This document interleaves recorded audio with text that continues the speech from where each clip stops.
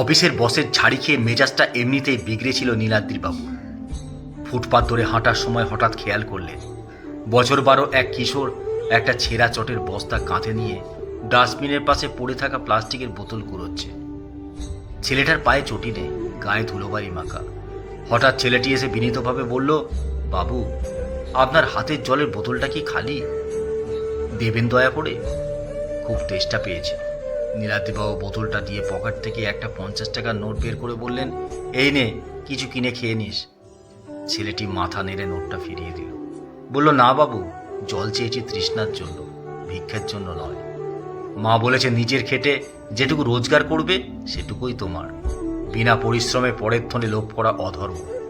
এই বলে সে বোতলের জলটুকু খেয়ে বোতলটা তার বস্তায় পুড়ে আবার কাজে মন দিল।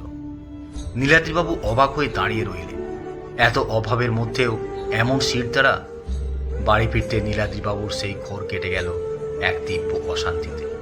ড্রয়িং রুমে তার 17 বছরের ছেলে অয়ন সোফায় লাথি মেরে ভাঙার চেষ্টা করছে, কারণ তার বন্ধুরা সবাই আইফোন ব্যবহার করে, অথচ তাকে একটা সাধারণ অ্যান্ড্রয়েড ফোন দেওয়া হয়েছে।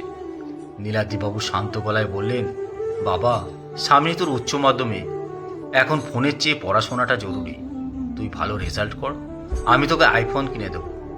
অয়ন গর্জে উঠে বলল, তোমার ওই ভাঙা রেকর্ডের সান্ত্বনা ছাই দাও। তোমার ব্যাংকে এত টাকা, অথচ বন্ধুদের সামনে আমার মুখ পুড়ছে। আজ রাতের মধ্যে যদি আইফোন বুক না করো, আমি গায়েব হয়ে যাব। পুলিশও আমায় খোঁজ পাবে না। তখন বুঝবে কত থানে কত চাল। ছেলের এমন ভয়ঙ্কর জেদ আর হুমকি দেখে নীলাদ্রিবাবুর বুকটা কেঁপে উঠল। পাছে ছেলে কোনো ভুল পদক্ষেপ নিয়ে বসে, সেই ভয়ে রাতেই ক্রেডিট কার্ড ঘষে লাখ টাকার ফোন কিনে দিলেন। অয়ন ফোন পেয়ে খুশিতে ডগমগ।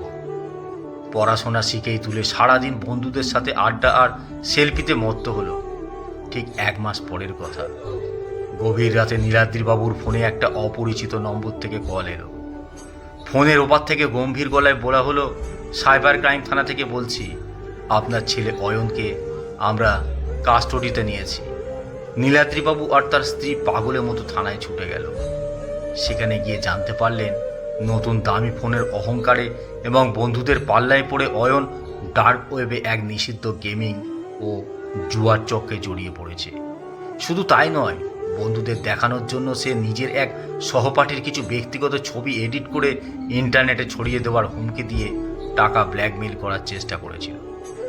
থানার ডিউটি অফিসার নীলাদ্রিবাবুকে দেখে বললেন, আপনারা ভাবেন টাকা দিয়ে সন্তানের সব আবদার মেটালেই বুঝি কর্তব্য শেষ হয়?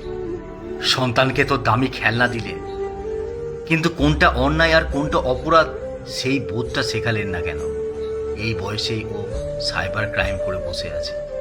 থানার লকআপের গ্রিলের ওপারে অয়ন তখন ভয়ে কাঁপছে আর কাঁদছে। কিন্তু সেদিন নীলাদ্রিবাবুর চোখে জল ছিল না, ছিল এক গভীর শূন্যতা। বাড়ি ফেরার পথে নীলাদ্রিবাবু আবার সেই ফুটপাতটার দিকে তাকালেন। ভাঙা ল্যাম্পপোস্টের নিচে সেই প্লাস্টিক কুড়োনো ছেলেটি তার মায়ের কোলে মাথা রেখে নিশ্চিন্তে ঘুমোচ্ছে। মা পরম স্নেহে ছেলের মাথায় হাত বুলিয়ে দিচ্ছে।